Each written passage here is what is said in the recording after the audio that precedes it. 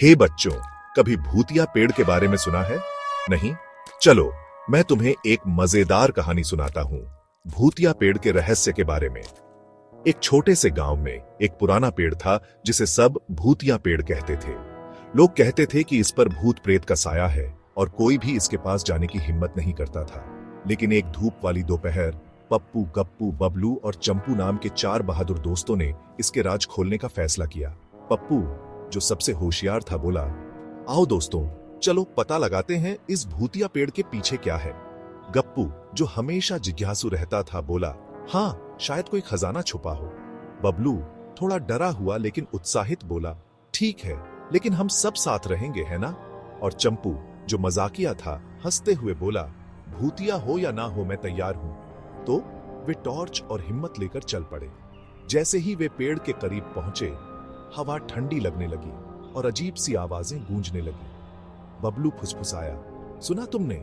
गप्पू ने जवाब दिया, बस हवा चल रही है, चिंता मत करो। लेकिन मन ही मन वे सब थोड़ा डर गए थे। जब वे पेड़ पर पहुंचे तो उन्होंने एक विशाल टेढ़ा मेढ़ा तना देखा जिसकी शाखाएं ऐसे लग रही थीं जैसे विशाल हाथ फैले हुए हों। पप्पू ने पेड़ के नीचे कुछ चमकता हुआ देखा। देखो, वहां कुछ है, उसने कहा। वे सब इकट्ठा हो गए और उन्हें मिट्टी में दबी हुई एक पुरानी जंग लगी चाबी मिली। शायद ये पेड़ में छुपे किसी चीज का ताला खोलती हो, चंपू ने कहा। उन्होंने चारों ओर देखा और तने में एक छोटा सा गुप्त दरवाजा देखा। कांपते हाथों से बबलू ने चाबी से दरवाजा खोला और वे अंदर झांकने लगे। उन्हें आश्चर्य हुआ जब उन्होंने एक छोटा सा आरामदायक कमरा देखा जो पुरानी किताबों, नक्शों और अजीबोगरीब चीजों से भरा था।